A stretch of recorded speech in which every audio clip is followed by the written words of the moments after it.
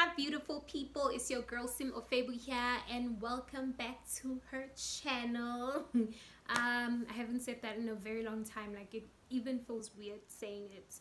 But anywho, my background is different because I'm not at home and I actually have two problems. I'm shooting this video at night, so my lighting might be a bit offish. And then the second problem is there's dogs where I am, so like you might hear some dog sounds, so yeah, please bear with me. But anyways, I have my wine with me, as you can see at the back as well. You guys know I love me some red wine, so let me take a sip before I get into the story time. So back in the days, this was like 2016, I was working in retail. I think I've mentioned it that I've worked in retail before. And I had like my first serious boyfriend that time. Also the store I used to work in was a male store, like, so a lot of guys used to come into the store. But there was this particular one that was so hot. Oh my gosh, like he was so hot. He was always put together and he looked like he was bawling and all. And you know, he would always try to talk to me and try to hit on me, but you know, I told him I had a boyfriend and he respected that, so nothing ever happened between the two of us. And then fast forward to 2 years later, this was like 2018. Beginning of 2018, I just started working in the club, and I don't know where we met again. I'm not sure where we met again, but we, you know, reconnected. And then he was like, you know, I'm single, you're single. Oh, I was single that time, by the way. So he was like, we both single, so you know, let's make this thing happen. And I was like, you know, I had nothing to lose. I was single like for a while, so I was like, okay, cool. So we started kind of dating, and then but this time around he was not working. He was working on some fitness thing. I think like he wanted to be a bodybuilder or something, so he wasn't working and he wasn't like balling anymore like how he used to. So anyways, I gave the guy a chance. Guys, like, this guy stayed in the East Rand and I was staying in Newtown that time, so I would literally take like 2 taxis to get to him. Yeah, and he stayed in a commune. Yeah, he stayed in a commune. I was like, you know, like they say sometimes you must start up with someone. You know, I had that mentality, the Bob the Builder mentality, which like I don't even believe in it anymore. But anyways, let me continue. So I'd always go see him, take 2 taxis, East Rand. I was there, and I won't lie, like he was a very nice guy. Like when we started, the relationship was very nice. Like he was very caring and all. So there was one problem. Like he was nice and caring, but we had one problem. He was broke. The funny thing is, this guy was on a strict diet. Like because he was working on being a bodybuilder, so he only ate certain things. And you know, when you're on a diet, like most of the time diets are very expensive, so he had like a very expensive diet, but he wasn't working, he wasn't making any money. Like how do you go on a diet when you don't make money? And that's when the problem for me started, because now I had to start helping out. I had to, oh my gosh. And he would never ask me directly. Yo, guys, like men are very smart. This guy, at night, like when I'm talking to him, I'd be like, hi, how are you? How was your day? Are you good? And he would be like, oh, my day was fine, but I'm not okay. And I'll be like, what's the problem? And he would be like, I haven't eaten this evening. And I'd feel bad, obviously. If someone is hungry, you know, they haven't eaten anything, like obviously you're gonna feel bad. I mean, I never deprive anyone of food, so I would send the nigga an e-wallet to go buy whatever that he wanted to buy to eat.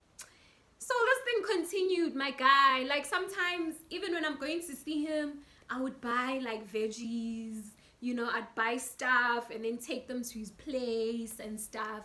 Hey, my guy, like he was so comfortable. even though he never really asked me like directly, he always had like indirect ways of asking me for money and stuff. So Nami, I was believing in building your man and being Bob the Builder. And he was a nice guy also, like, you know, he was a very nice guy. So I, as much as I believe that a man, you know, should be a man needs to take charge of everything. You should never give a man money. You know, I've always believed in that. It's not like when I was with this guy, I didn't believe in it. But, you know, I could see his situation. He wasn't working, and he looked like he was working on a goal, you know. So I was also trying to motivate him, Manje, to work on this bodybuilding thing. So, you know, I'd support him, like always send him money, like always e-wallet him, always buy him stuff. So and he was nice the entire time. And then there was this bodybuilding competition that he was going for, and he was busy preparing for it. Like he was gonna win, I don't know, he was gonna win some, it was gonna win an award, and he was gonna win money. So now he was busy working on it like hard. So yeah, like I was also motivating him. And then he was like, he needs, I don't know, some shorts, some body paint tan, because you know bodybuilders, they always look brown, right? So that thing, that tan, whatever, he needed that. He needed what he was gonna wear as well. Sis, because I was a fool, you know, I gave him money to buy those things.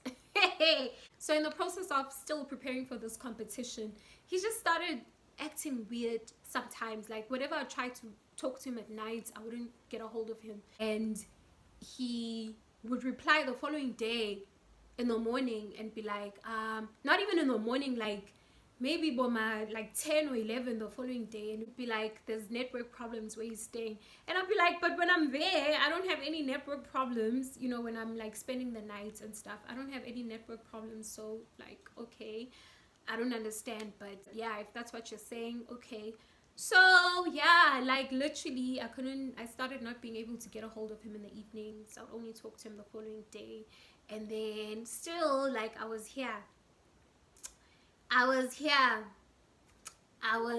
dagiwe. I was a fool. Like I believed whatever he said. And then the competition came. I spoke to him the morning of the competition, and yeah, like he was still okay, you know, like things were not the same like before. Since Manje, I can't get a hold of him at certain times. I can only get a hold of him, you know, in the mornings or during the day or whenever. So, you know, things were different from how they were in the beginning. And we were like 3 months into the relationship, I think. Yeah, it was around 3 months or so, if not less. So things were just salty when that competition was happening. But anyways, you know, I wished him luck in everything. And then he went and competed, and I think he won either first place or second place, I'm not sure. But in the evening, now I'm checking up on him, like to ask, like, what happened? Did you win? Like, how was everything? Couldn't get a hold of the guy. Like, he just went silent on me. I tried calling him. His phone was like not going through. Tried sending him messages. They were not going through. So I was like, yeah. So this person like won a competition. Oh, I think I saw on Instagram that he won, because he posted on Instagram that he won. I'm not sure if it was first place or second place, but that's where I saw it. But whenever I tried to, you know, communicate with him, I couldn't get a hold of him. Umuntu.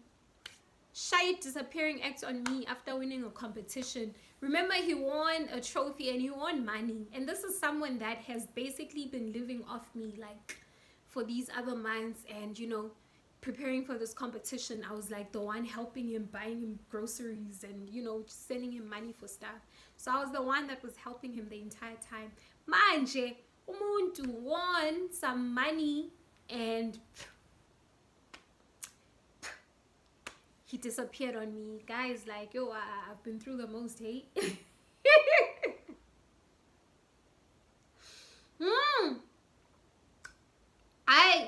I have seen flames in this life. So I was like, okay, you know what, sharp. I'm not gonna like try any more harder and still talk to this guy. It's obvious that he doesn't want to talk to me. I think like a week later, after winning the competition, that's when he started talking to me again. And I was like, how? My guy, where have you been? Like, you disappeared for the whole week. What is it? Is it because you won money or whatever? I like, why did you disappear on me? He was like, I knew that you would always bring the fact that you've been helping me out, just because you've been giving me some money. Now you think you can talk to me like that. Yeah, like, how did we even get there? Like, how did we even get there? So he was like, in fact, all the money that you've been giving to me, I haven't really been using it, because I knew that one day you're gonna remind me that you've been giving me money and stuff, so I'm gonna pay you your money back. I was like, nigga, what are you on about? It's like, why are you being so defensive? Firstly, I don't know where you've been for the whole week. Like, you haven't said anything to me for the whole week. So that's why I was saying what I said. Like, is it because you want money? Is that why you disappeared? That's why I said that. You've disappeared. I don't know what's going on. I don't even know if you're okay. He just started going off. Like, he was being so defensive. And like, I could tell that something was going on. Obviously something has been going on since the time that I couldn't get a hold of him in the evenings, and like after the competition, him disappearing for the whole week and stuff. So obviously something was going on. And I remember when we were still good and all, there were these older ladies that I think he used to train or something whenever he goes to the gym, because he was at the gym a lot. So because of his body structure and stuff, people would ask him to help them and stuff. So now I think probably one of those ladies, like one of those, I think he had a sugar mama as well. Like, I think he had a sugar mama. Like, that's what I think, but he never confirmed anything. But like, literally, that's what I think, because he would always talk to those ladies, especially one particular one, but like, I never paid attention to that situation, because he always told me that it's people he trains at the gym. So I think he had like a sugar mama. Like, he was probably messing around with one of them. And I was so hurt, guys, for the fact that this guy, firstly, I cared a lot about him. Secondly, he was basically living off me. And thirdly, for the fact that now, you win this competition, you win money, and then you're gonna forget the person that was actually supporting you. Firstly, I wanted you to win, and then secondly, like, you won money. Like, you didn't even take me out to dinner, or you didn't even do anything for me. You came back a week later. Like guys, this is why I don't believe in building a guy. Like, I'm good. Like, the people that you are with when they don't have anything, most of the time when they have something, they turn against you. Like, this guy, like, the money was not even that much for him to just disappear on me. Firstly, like, it was not that much. And he came back a week later when he had spent it, I think. So like, yeah, guys, please don't be a fool. Like, don't do what I did. So this guy was literally living off me and asking me for things indirectly. And because I'm such a nice person and I'm very supportive, like, it's very easy. Well, it used to be very easy to get something out of me. So he saw the type of person I was, so that's why it was easy for him to like always ask me indirectly for stuff, and I gave them to him. So yeah, he was still defensive and stuff. He never even apologized for anything, and I was just like, "Hi, guy, like, yeah, no, I'm fine. Like, I'm good." One thing about me is that I always remove myself from a situation that I see is not serving me. So I decided to just part ways with that guy. Like, I was like, deuces, I don't want to be in this situation. I'm good. So yeah. And then he was like, okay, yeah, he didn't even fight it.